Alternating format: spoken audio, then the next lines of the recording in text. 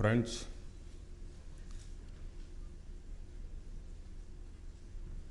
आज मेरा काम आप लोगों को सुनने का था, आप लोगों को समझने का था।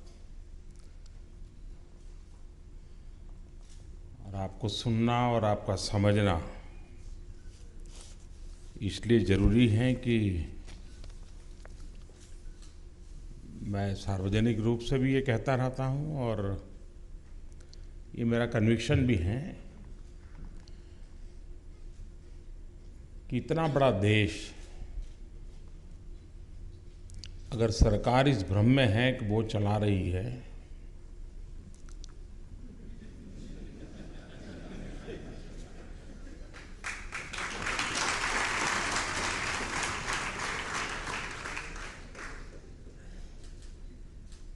तो ये कहाँ जाएगा ये कहना कठिन है। एक शैल चतुर्वेदी करके बीती हुई पीढ़ी के कवि थे। उन्होंने एक बड़ी मजेदार हास्य व्यंग्य लिखा था और वो कहते थे कि एक नेताजी कार में जा रहे थे और नेताजी ने ड्राइवर से कहा, आज कार मैं चलाऊंगा। तो ड्राइवर ने कहा, साहब मैं उतर जाऊंगा।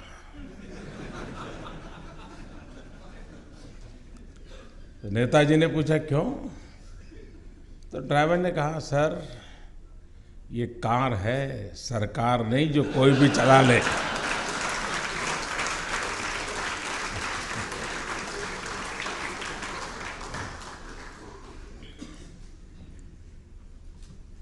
और इसलिए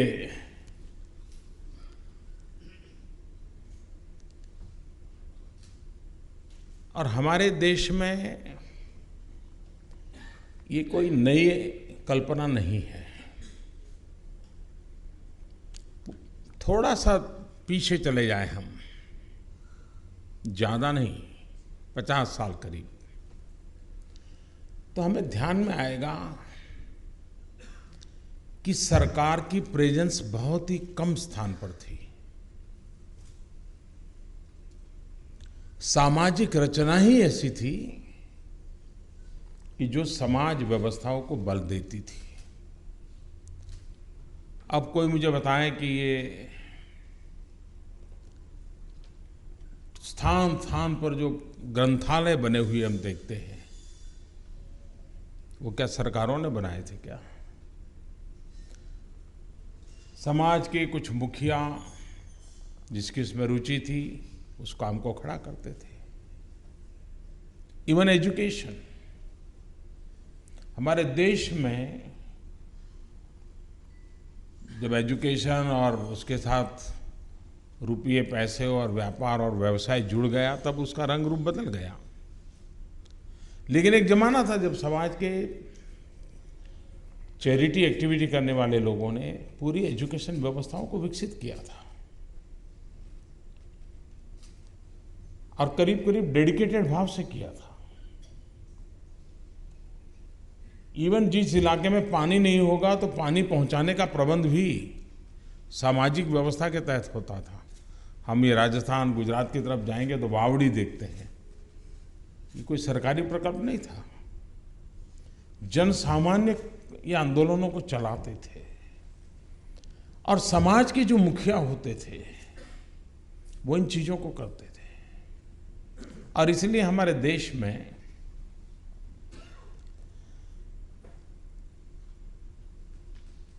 सरकारों के द्वारा व्यवस्थाएं बनती होगी, लेकिन विकास को बल हमेशा समाज की भिन्न भिन्न रचनाओं के द्वारा, उनकी शक्ति के द्वारा, उनके सामर्थ्य के द्वारा, उनके समर्पण के द्वारा प्राप्त होता रहा है। अब वक्त बदल चुका है और इसलिए बदले हुए व्यक्ति में हमने व्यवस्थाएं भी बदलनी होगी। ये उस दिशा का प्रयास है कि समाज में इस प्रकार की शक्ति रखने वाले, कोई धन संपन्न होगा तो कोई ज्ञान संपन्न होगा, तो कोई अनुभव संपन्न होगा, तो कोई सेवा संपन्न होगा।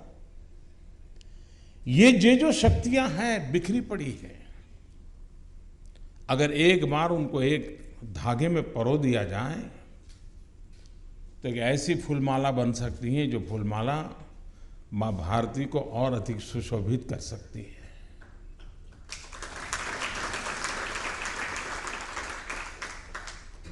तो ये वही प्रयास है कि समाज में ऐसी जितनी भी शक्तियां हैं उनको कैसे जोड़ा जाए। अगर आप बारीकी से सरकार के कामों को देखते होंगे, जो मीडिया में आता नहीं है, क्योंकि बहुत सी चीजें होती हैं जो मीडिया के लायक नहीं होती है, लेकिन बहुत लायक होती है।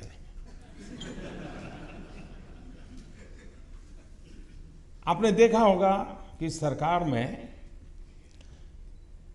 पद्मश्री और पद्म विभूषण, ये पद्म अवार्ड, हमारे देश में पद्म अवार्ड कैसे मिलते थे, आपने अगर कोशिश की होगी तो आपको रास्ता मालूम होगा।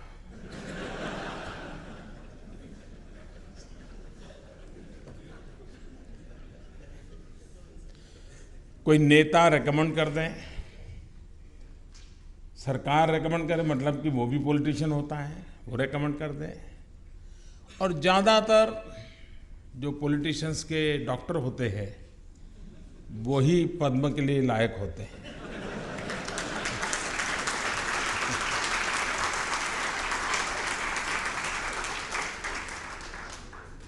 हमने एक छोटा सा रिफॉर्म किया। हमने रिकमेंडेशन करने के लिए किसी की ज़रूरत नहीं है। ऑनलाइन कोई भी व्यक्ति खुद के लिए, किसी के लिए डिटेल भेज सकता है। किसी ने कहीं अखबार में पढ़ा, वो कतरन भेज सकता है, भाई देखिए ऐसा किसी इंसान के मेले में जाना था। और हजारों की तादाद में ऐसे लोगों की जानकारी आई। तो ये यंग टीम प्रॉपर किसी को जानती नहीं थी, चेहरा नहीं जानती थी, जो पढ़ा हुआ उसमें से उसने खोजना शुरू किया और एक शॉर्टलिस्ट किया। फिर जो कमेटी बनी थी उसने काम किया। और आपने देखा होगा ऐसे ऐसे लोगों को पद्मश्री मिल रहा है इन दिनों कि जो अननोन हीरोज हैं। अब आपने देखा होगा कि बंगाल का एक मुस्लिम लड़का जिसको इस बार पद्मश्री दिया, क्या था, तो उसने अपनी माँ मर गई और कारण क्या था, तो मेडिकल ट्रीटमेंट संभव नहीं थी। और उस माँ की मृत्यु से उसके मन हिल गया और उसने एक मोटरसाइकिल पे लोगों को, पेशेंट को ही है तो उठा करके डॉक्टर तक ले जाने के लिए अपना काम शुरू किया। खुद भी पेट्रोल खर्चा करता था, काफ़ी कुछ मेहनत करता था और उस पूरे इलाके में एम्बुलेंस अंकल के नाम से वो जाना जाने लगा। अब ये अपने आप सेवा कर रहा था आसाम के, बंगाल के उन इलाकों में। सरकार के ध्यान में आया, ऐसे लोगों को पद्मश्री दिया। कहने का तात्पर्य ये है कि सरकार की कोशिश है कि देश के हर कोने में हर व्यक्ति के पास कुछ न कुछ है देने के लिए। हम इसे जोड़ना चाहते हैं और सरकार को फाइल से बाहर निकाल करके जनजीवन के साथ जोड़ना चाहते हैं। ये टू वे हमारा प्रयास है और उसी के फलस्वरूप एक व्यवस्था हमने बनाई। ये ठीक है, इसमें हर एक को लगता होगा नहीं वो आया होता तो अच्छा होता, उसको बुलाया होता तो अच्छा होता, कई सुझाव होंगे, लेकिन ये पहला प्रयास था, पूरी तरह सरकारी प्रकार का प्रयास था और इसलिए इसमें कमियां भी बहुत हो सकती हैं। हमारे सोचने के तरीके में भी कमियां हो सकती हैं, लेकिन मैं चाहता हूं कि ये जो प्रयोग है इसको हम इंस्टीट्यूशनलाइज कैसे करें। इसको ईयरली इवेंट कैसे बनाएं और उसको एक प्रकार से गवर्नमेंट के एक्सटेंशन के रूप में, जैसे आप लोगों ने 6 ग्रुप बनाए, 6 ग्रुप में भी एक ग्रुप में 5-5 अलग-अलग विषयों पर आपने फोकस किया, अलग-अलग बातों पर फोकस किया। अब मेरे मन में विचार आ रहा है कि क्या यही ग्रुप उस कंसर्न मिनिस्ट्री के साथ परमानेंट जुड़ सकते हैं?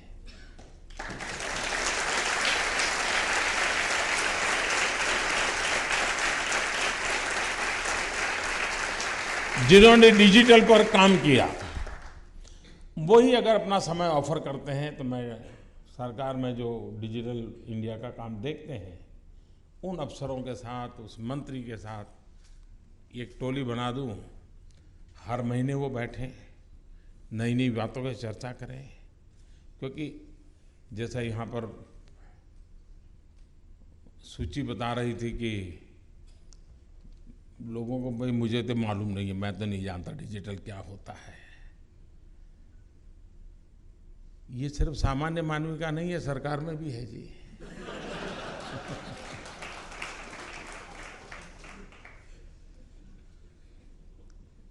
सरकार में डिजिटल का मतलब है हार्डवेयर खरीदना।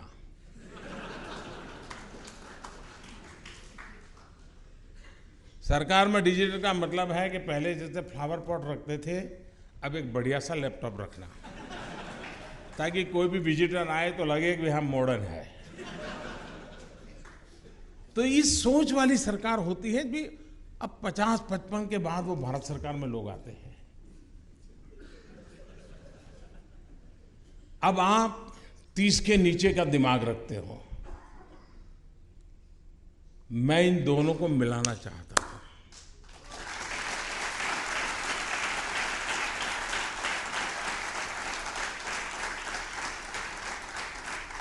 ये इसकी शुरुआत है और मेरे लिए खुशी की बात यह है कि आज सरकार में मेरे साथ जो टीम है,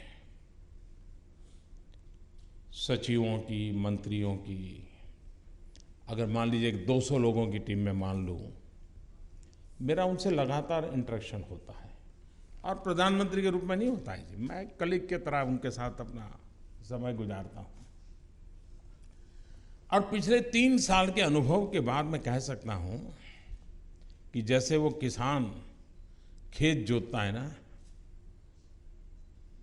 बारिश आएगी कब आएगी पता नहीं, फसल कौन सी कैसी होगी पता नहीं, फसल होगी तो बाजार में मूल्य मिला, लेकिन फिर भी वो खेत जोतता रहता है। मैंने भी मेरे 200 लोगों के दिमाग में जोतने का काम बहुत किया है।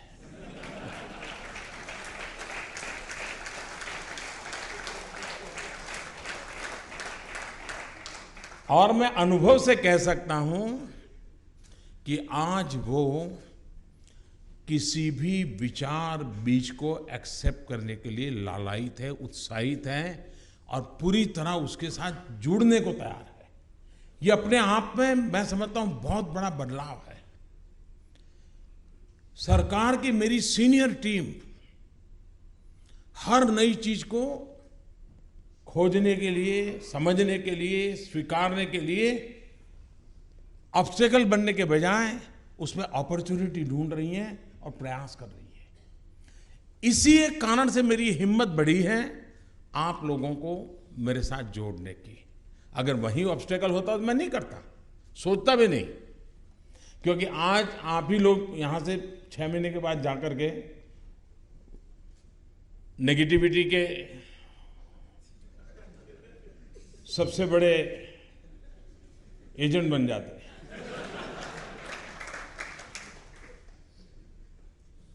अब मैं आप कहते हैं यार छोड़ो यार, सब बात तो बहुत करते हैं, सब ऐसे ही है। लेकिन ये मैं हिम्मत इसलिए कर रहा हूं कि मुझे मालूम है कि मेरी जो मेन टीम है वो नई चीजों को स्वीकारने के लिए बहुत उत्साहित है। आपने जितनी बातें बताई हैं, आपने कल भी उनके साथ चर्चा की है, आज भी वो लोग यहां बैठे हैं, कुछ लोग उसमें से। तो ये प्रयास हमें लंबा चलाना है। हमें आगे बढ़ाना है। आप लोगों से भी मेरा आग्रह है कि आप में से बहुत लोग हैं जो एक दूसरे को पहली बार रूबरू में मिले होंगे, शायद सुना होगा, पढ़ा होगा, सोशल मीडिया में जाना होगा कि कोई एक सज्जन है जो इस दिशा में ऐसा कुछ कर रहे हैं। अब आपका एक परिचय हुआ है, आपकी एक टीम बन रही है। हो सकता है सभी 212 लोगों की नहीं बनी होगी, लेकिन जो 30-35 का ग्रुप बना होगा तो उनको तो जरूर परिचय आया होगा, सोचने का तरीका क्या है, सामने वाले का कंट्रीब्यूशन क्या है, सब आपने इवेल्युएट किया होगा। किसने ज़्यादा समय खा लिया वो भी आपको पता रहा होगा। कौन यहाँ अपना व्यवसाय के लिए नेटवर्किंग के में टाइम लगा रहा तो वो भी आपको पता चला होगा। सब कुछ आपको ध्यान आ गया होगा और इसलिए आपको पूरा प्लस माइनस पॉइंट्स मालूम है। मुझे विश्वास है कि आप इसके द्वारा अपने तरीके से इन्हीं विषय मत छोड़िए और नया दुनिया भर में अचानक कोई भी घटना आ जाए उस पर मत पड़िए। ये जिन चीज़ों पे आपने काम किया है, जैसा चीज़ें बदलती जाए उसमें जोड़ते जाएंगे क्या, और उसको आप मॉडिफाई करेंगे और शार्पन करेंगे, काफ़ी फोकस। अब ये आइडियाज़ हैं, क्या आप आइडियाज़ के साथ रोड मैप भी बना सकते हैं क्या? अचीवमेंट के लिए आप इसी चीज़ को रिसोर्स क्या होंगे, इंस्टीट्यूशनल अरेंजमेंट क्या होगी, सरकार है तो नियमों से चलती है, तो नियम बदलने हैं तो नियम कैसे बदलेंगे, कौन से नियम होने चाहिए। सरकार कागज पे चलती है, जब तक चीज कागज पे नहीं उतरती है सरकार में कोई चीज नीचे नहीं उतर सकती। इसके लिए आप क्या कर सकते हैं, कैसे जोड़ सकते हैं?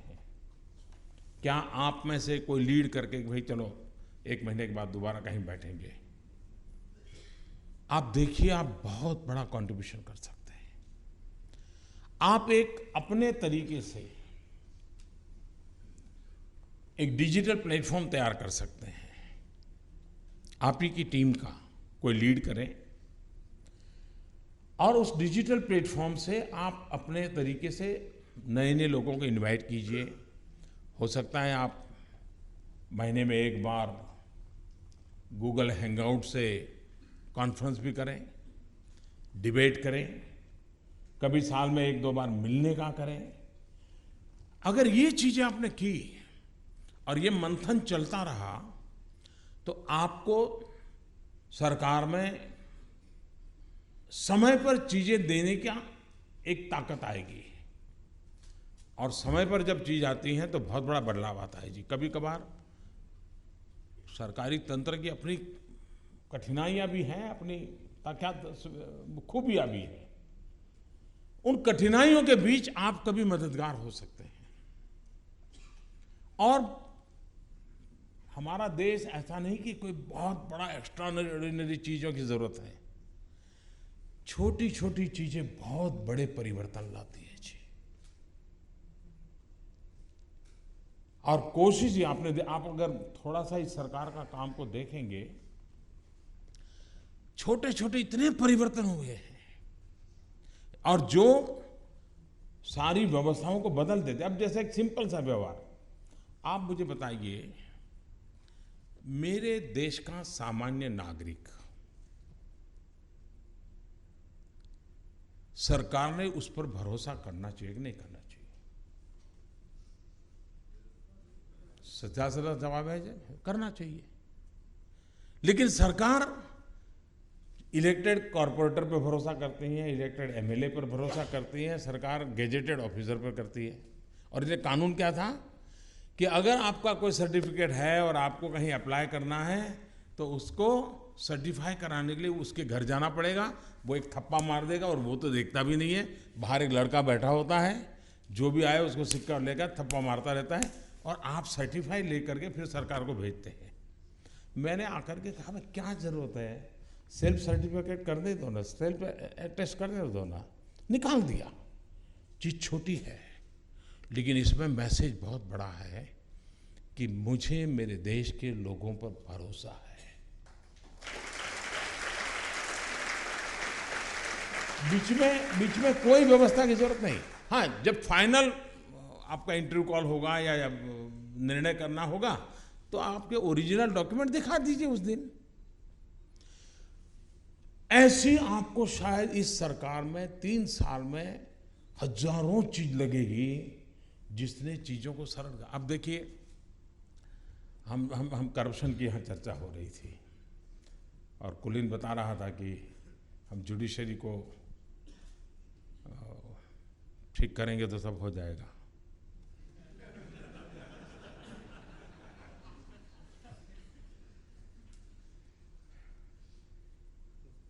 कुलीन कर सकता है।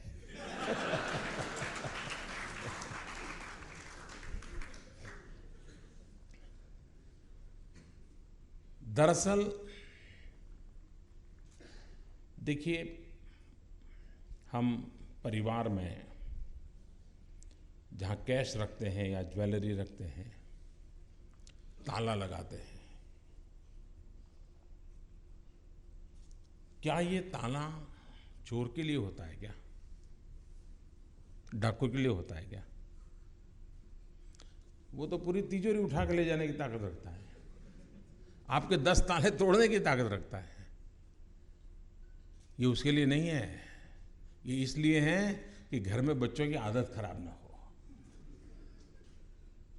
ये व्यवस्था आप इसलिए बनाते हैं कि घर में बच्चों को आदत न लग जाए, अपने आप खोल करके कुछ लेने की आदत लग जाए और जेब में डाल करके बाहर फालतू आदतों में पड़ ना जाए। हम अपनी व्यवस्थाओं को, अपने स्वयं को डिसिप्लिन के लिए व्यवस्था विकसित करते हैं।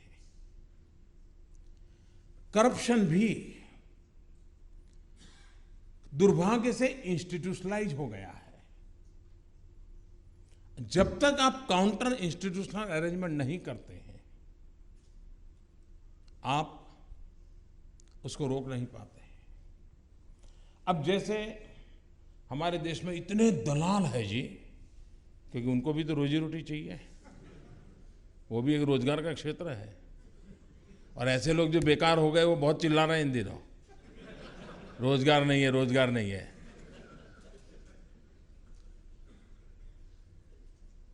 गरीब घर में ऐसे कई लोग जाते हैं कि बस 50,000 रुपया दीजिए, बेटे को प्यून का नौकरी दिलवा दूंगा।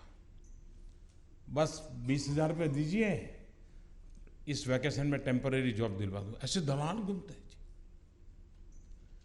हमने आकर के तय किया कि क्लास 3 और 4 कोई मुझे बताए क्या लॉजिक है इंटरव्यू का, और ऐसा कौन सा विश्व में मनोविज्ञान तैयार हुआ है कि जो कोई कमरे में एक व्यक्ति इधर से घुसता है, 3 लोगों की पैनल बैठी है, वो 30 सेकंड वहां से गुजरता है, वो देखते हैं किसी को फुर्सत है तो पूछते हैं, अच्छा इंटरव्यू हो गया। मैंने साहब अभी ऐसा तो स्कैनर कहीं पढ़ा नहीं, सुना नहीं। इसका मतलब ये गड़बड़बाजी की है चीज। इस सरकार ने आके निर्णय कर दिया, सरकार में 65% से ज्यादा रोजगार इन लोगों का होता है। मैंने सारे इंटरव्यू खत्म कर दिए। आपके मेरिट लिस्ट पे कंप्यूटर तय करेगा, जो टॉप मेरिट में होंगे उसको जॉब मिल जाएगा। हो सकता है 2%, 5% ऐसे भी लोग आ जाएंगे जो डिजर्व नहीं करते, लेकिन वो इंटरव्यू में तो 80% ऐसे आते हैं।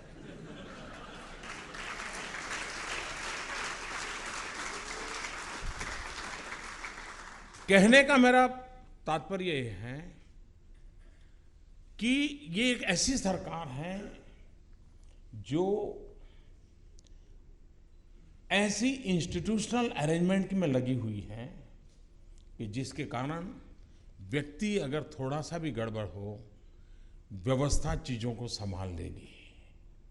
और कभी-कभी व्यक्ति का फिसलना संभव होता है, व्यवस्थाएं स्थितियों को बचाए रखने के लिए बहुत काम आती है। आज की दुनिया एक प्रकार से जहां गैप वहां ऐप, सारी जगह ऐप भर रही है। एक प्रकार से इंटरफेस ख़त्म होता जा रहा है और उसमें अब ऐसे लोग भी घुस रहे हैं कि जो जिनके लिए चीटिंग करना बड़ा स्वाभाविक है। एक ऐप पर दुनिया भर का काम करके दूसरे महीने दूसरी ऐप को निकाल देंगे और अपना गाड़ी चला लेंगे। लेकिन ये संभावना होने के बावजूद भी टेक्नोलॉजी रिवॉल्यूशन जो है, इसका मानवीय जीवन पे बड़ा प्रभाव और एक स्वीकृत प्रभाव पैदा हुआ है। आज टेक्नोलॉजी के लिए कोई रेजिस्टेंस नहीं है जी। और जो लोग कहते हैं कि ये टेक्नोलॉजी समझ नहीं आती है, उसमें ज़्यादातर पुरुष होते हैं जी, महिलाएं नहीं होती है। आप देखिए, मोस्ट मॉडर्न टेक्नोलॉजी इक्विपमेंट जो को होगा वो सबसे ज़्यादा कहीं तुरंत मार्केट में चला जाता है, पहुंच जाता है किचन में, तो महिलाओं की पसंद के कारण सारी महिला, ये एक अनपढ़ महिला में जो काम करने वाली किचन में काम करने वाली महिला होगी, उसको भी ओवन कैसे चलाना, ढिकना कैसे चलाना, सब टेक्नोलॉजी मालूम हो जाती है। यूजर फ्रेंडली टेक्नोलॉजी ने जीवन बदल दिया है। क्या गवर्नेंस में टेक्नोलॉजी सरकार के तौर तरीकों को बदल सकती है? आप लोग अलग अलग फील्ड में हैं। एक बात निश्चित है कि इनोवेशन ही जीवन है।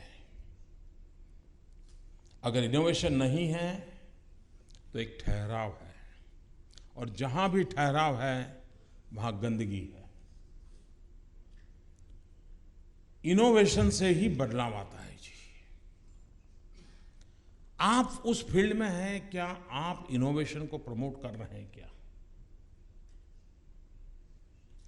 अगर कोई हैंडीक्राफ्ट के क्षेत्र में मार्केटिंग का काम करता है, लेकिन क्या उसने हैंडीक्राफ्ट बनाने वाले को नई टेक्नोलॉजी के साथ ग्लोबल रिक्वायरमेंट के अनुसार उस हैंडीक्राफ्ट को आधुनिक समय में मॉडिफाई करने के लिए उसको सिखाया क्या?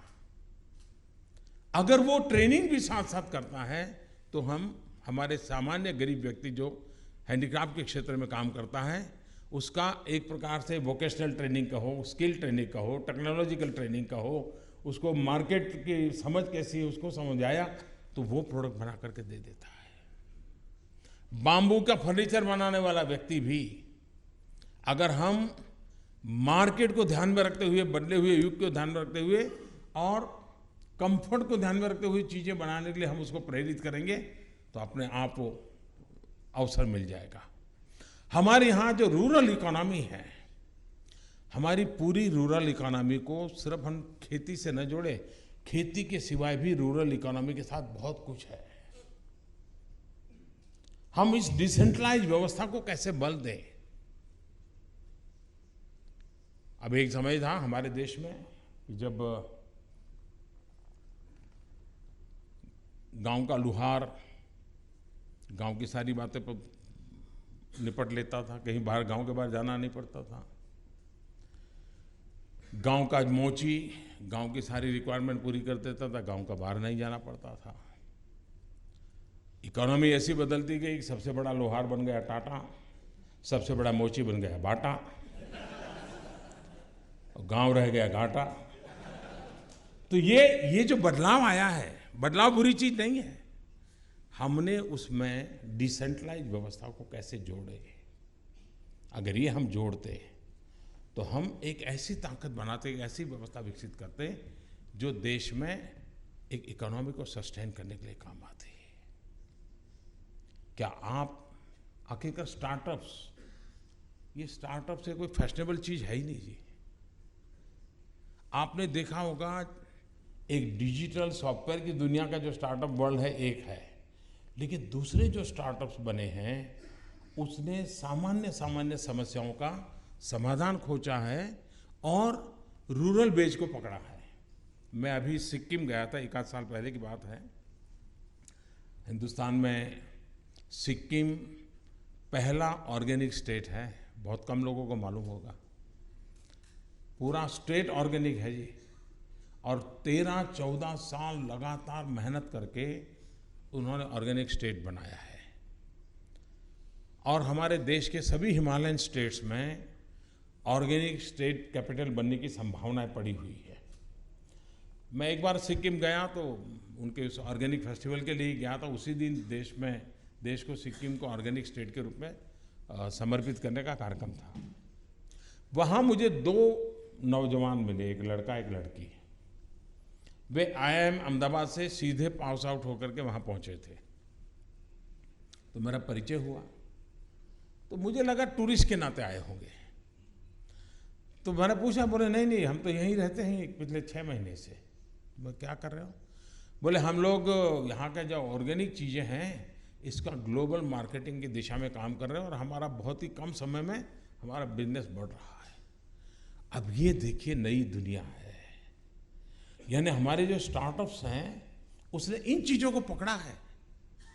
हम इसको कैसे बल दें, हम इसको कैसे ताकत दें, उसमें हम नई चीज़ें कैसे लाएं।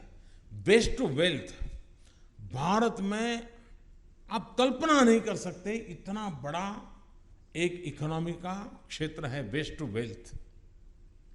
उसमें टेक्नोलॉजी है, इसमें इनोवेशन है, इसमें रिसाइकलिंग है, इसमें सब चीज़ें हैं और भारत के लिए आवश्यक भी है। अगर हम इसको बल दें, भारत में रिसाइकल नई चीज़ नहीं है। हमारे देश के पुरातन जमाने में इन चीज़ों से लोगों को आदत थी, लेकिन बदलाव आया, बीच की लिंक टूट गई। अब उसको हमने ऑर्गेनाइज वे में करना पड़ेगा। अगर ये चीज़ें हम करते हैं तो हम परिवर्तन ला सकते हैं। शिक्षा, अब ये बात सही है कि शिक्षा के क्षेत्र में अब IIM में से कैंपस प्लेसमेंट होता है। 1 करोड़, 2 करोड़, 3 करोड़ ऐसे बोल करके उठाए थे लोगों को। क्या हम वो ड्रीम नहीं दे सकते हैं कि जो टीचर है उसका भी कैंपस प्लेसमेंट हो और वो भी 1 करोड़, 2 करोड़, 3 करोड़, 5 करोड़ में पहुंचे? ये संभव है जी, ये संभव है।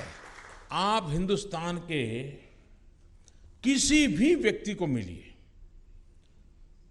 अमीर से अमीर व्यक्ति को मिलिए, गरीब से गरीब व्यक्ति से मिलिए, सबसे ज़्यादा पढ़े लिखे को मिलिए, सबसे अनपढ़ को मिलिए और एक प्रश्न पूछिए, एक जवाब कॉमन आएगा।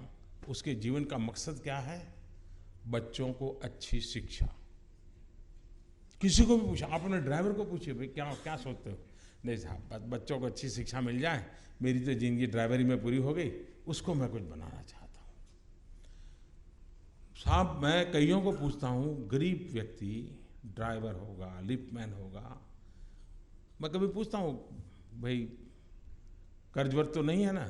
तो कहते नहीं साहब कर्ज है। कर्ज किस बात का है? बच्चों को अच्छी स्कूल में पढ़ने के लिए कर्ज किया उसने। इसका मतलब हुआ कि देश में सबसे ज़्यादा मांग अगर किसी की है तो बेस्ट टीचर्स की है। हम इस बेस्ट टीचर निर्माण करने को और सामान्य व्यक्ति को लगे कि भाई टीचर बनना एक बड़ा गौरवपूर्ण काम है और मैं बहुत कुछ कंट्रीब्यूट कर सकता। और अब कई नए मॉडल आ रहे हैं, बहुत नए मॉडल आ रहे हैं, प्रैक्टिकल मॉडल आ रहे हैं और काफ़ी अच्छे। अब उसमें बहुत बड़ा रोल कर सकती है टेक्नोलॉजी। गरीब से गरीब बच्चे को, आपको मालूम होगा हमारी सरकार जब साइलों में चलती है तब क्या करती है? हम इतने सैटेलाइट छोड़ते हैं, बड़ा गर्व करते हैं, लेकिन कई ट्रांसपोंडर ऐसे थे जो अनयूटिलाइज ऐसे ही हवा में लटके पड़े थे। हमने आकर के इन साइलों को तोड़ा, स्पेस को, एजुकेशन को, टेक्नोलॉजी को, सबको इकट्ठा किया। अभी मैंने 32 transponders dedicated to the education only, और वो आपको घर में एजुकेशन की एक प्रकार से फ्री ऑफ चार्ज डिलीवरी दे सकते हैं बच्चों के लिए। यानी quality education without dilution, without diversion, सामान्य व्यक्ति तक पहुंचाने के लिए टेक्नोलॉजी गरीब से गरीब तक हमें पहुंचा सकती है। हम टेक्नोलॉजी के द्वारा क्वालिटी ऑफ एजुकेशन में बदलाव कैसे लाए? अगर क्वालिटी ऑफ एजुकेशन में नीचे से बदलाव आया तो टीचर पर अपना आप ऐसा प्रेशर आने वाला है, टीचर को बदलना ही पड़ेगा। ये स्थिति बनने वाली है। और इसलिए इस सरकार की कोशिश ये है कि इन चीजों में आप जैसे लोग,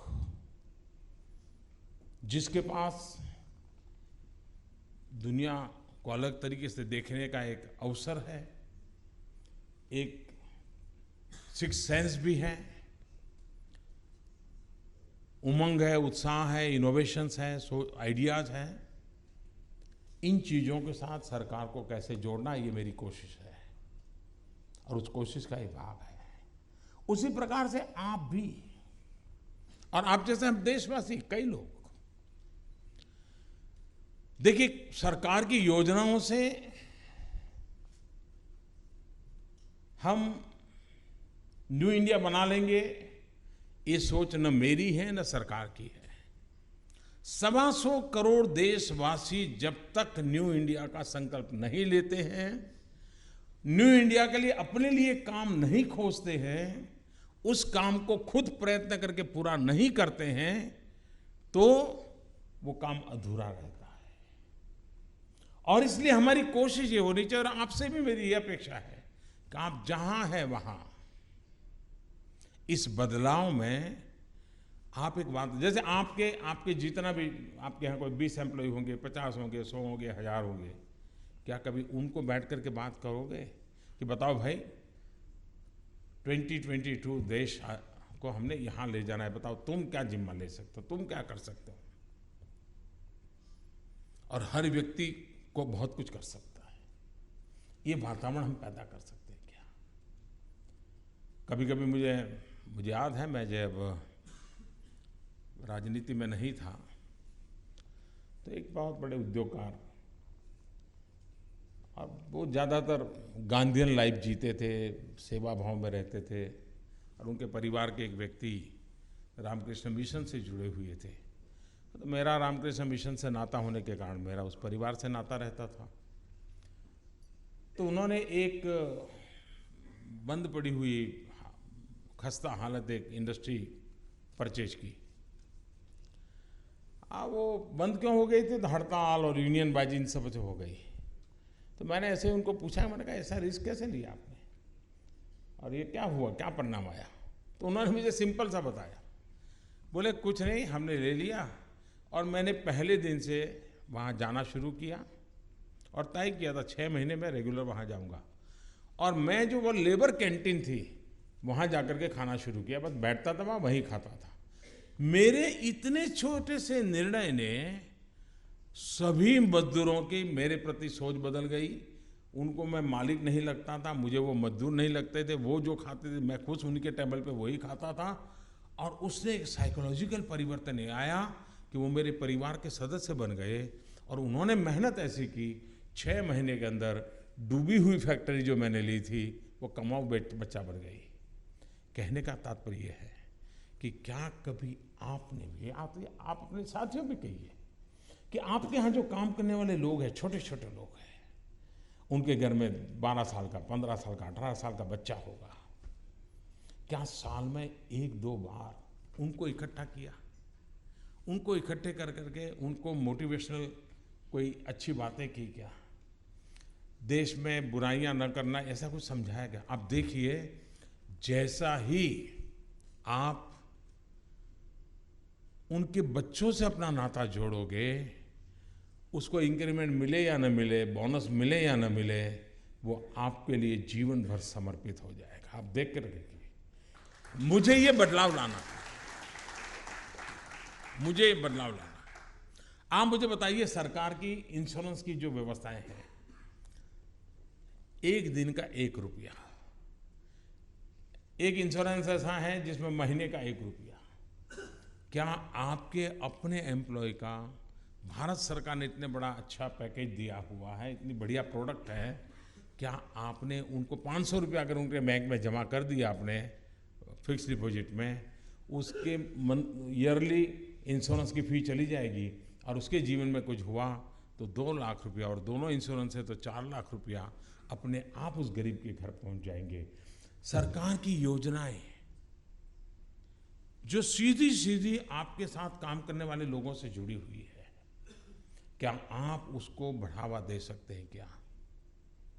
आज आपने देखा होगा सुबह हमारे गौरव ने आपको डिजिटल प्लेटफॉर्म जो सरकार के है उसके विषय में बताया होगा। आप में से बहुत लोग डिजिटल दुनिया में होंगे लेकिन शायद इस पर्टिकुलर एरिया में एंटर नहीं किए होंगे। क्या इसको मास स्केल में एंटर होकर के आप स्वयं सरकार को पुश कर सकते हैं? क्या आप सरकार को ड्राइव करने में भागीदार बन सकते हैं क्या? ये जो हमारा नाता जितना जुड़ेगा उतना मैं समझता हूँ कि हम परिवर्तन की दिशा में जो जाना चाहते हैं हम बहुत ताकत के साथ जा सकते हैं। और हम कुछ भी हैं जो हिंदुस्तान के नागरिक हैं, किस पद पर हैं, किस व्यवस्था में हैं, किस दुकान पर बैठे हैं, कुछ इंडस्ट्री को चला रहे हैं, लेकिन हम सब मिलकर के एक हिंदुस्तान है। 125 करोड़ देशवासियों में भाव भरना ये मेरा एक कोशिश है और मुझे आप लोगों का साथ चाहिए। ये ठीक है, मैं भी जितनी चीज़ें सोचता हूँ सारी कर पाऊँगा, प्रधानमंत्री हूँ तो हो जाती, ऐसा नहीं है जी। मुझे भी अपने आप को व्यवस्थाओं के बीच में जाना होता है। इसलिए हो सकता है आपके 50 सुझाव में से 40 सुझाव शायद आगे न भी चले, लेकिन 10 सुझाव भी अगर आगे चलते हैं तो देश को बहुत बड़ी मूल्यवान आपका योगदान होता है। इस भाव से हमारा प्रयत्न जारी रहना चाहिए। ऐसा कभी निराशा नहीं आनी चाहिए, यार बातें तो बहुत होती, सोचते तो बहुत होते हैं, लेकिन मैंने जो कहा था नहीं हुआ, तुमने जो कहा वो नहीं हुआ, लेकिन तुम में से कहा हुआ बहुतों ने कही हुई ही बहुत सी चीज़ें हुई हैं जिसके कारण परिवर्तन आ रहा है। ये हमने करना है। हो सकता है कभी कभी व्यवस्थाओं को अच्छी चीज़ें बहुत उम्दा होने के बाद भी एब्सॉर्ब करने की कैपेसिटी ना हो, लेकिन धीरे धीरे उसकी पाचन शक्ति बढ़ेगी तो अच्छे नई योजनाएं भी आएगी, नई योजनाओं का स्वीकार होगा। इस मूड में अगर आप हमारे साथ लगते हैं, और मैं चाहता हूं कि ईयरली इसको इंस्टीट्यूशनल मैकेनिज्म बनाना है, तो इसको और अच्छा कैसे बनाया जाए। आप फीडबैक देने वाले हैं, आप बाद में ईमेल पर भी काफ़ी चीज़ें सुझाव दे सकते हैं, आप व्यक्तियों के संबंध में भी सुझाव दे सकते हैं, आप इस कार्यक्रम के तरीके के संबंध में भी सुझाव दे सकते हैं। लेकिन मुझे विश्वास है, क्योंकि कल भी मैं शाम को आया था, सबसे आपसे मेरा मिलना हुआ था, आज भी मुझे आप सबके विचारों को जानने का अवसर मिला। कितने नए तरीके से आप चीज़ों को सोच सकते हैं, कितने नई तरीके से चीज़ें प्रस्तुत कर सकते हैं। सरकार में जो चीज़ें, अब जैसे मैंने एक छोटा सा प्रयोग किया, हमने प्रयोग किया हैकेथॉन का, कॉलेज स्टूडेंट्स के साथ किया और सभी आईआईटीज़ वगैरह स्टूडेंट्स को हमने इनवाइट किया था। फर्स्ट राउंड में करीब 40,000 स्टूडेंट्स ने हिस्सा लिया। मैंने सरकार में कहा कि भाई तुम्हारे यहाँ जो काम करते करते कठिनाई महसूस होती है, तुम्हें प्रॉब्लम लगता है, उसका सॉल्यूशन तुम्हारे पास नहीं है, ऐसी चीज़ों का लिस्ट बनाओ। तो शुरू में रेजिस्टेंस था।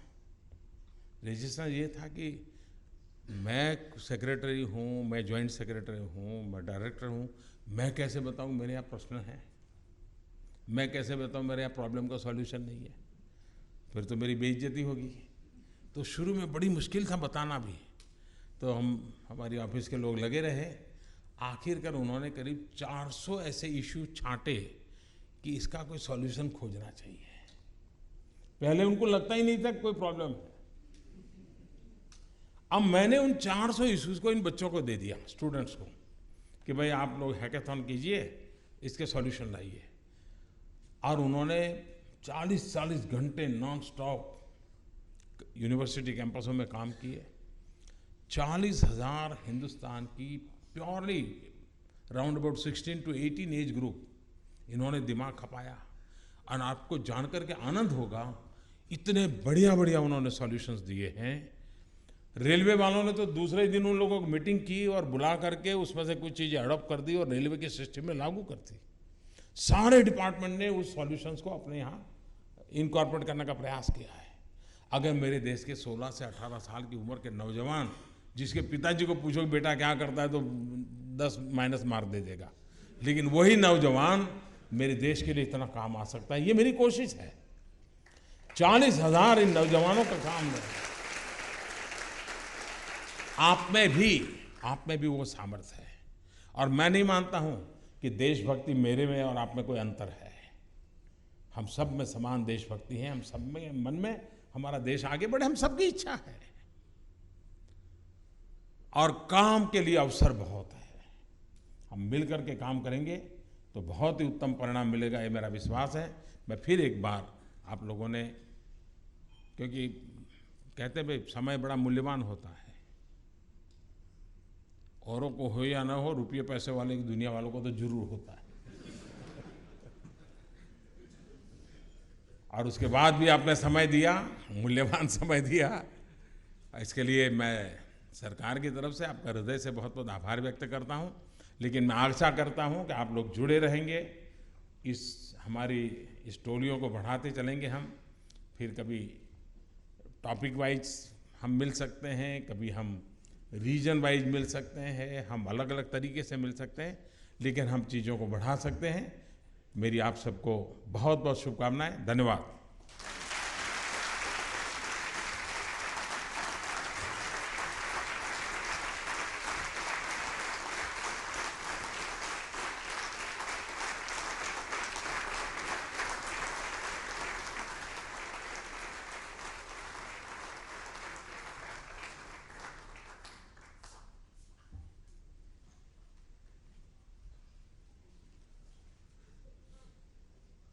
On behalf of all the participants here, all the private sector participants, and on behalf of all the Niti Aayog staff, sir, I would like to thank you for your words of inspiration, for your huge impetus and thrust to involve all the young people of India and all the young entrepreneurs of India who've assembled here today.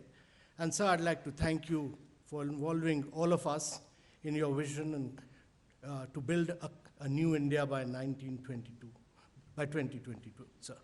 Sir, I would like to thank all the cabinet ministers who've joined us today,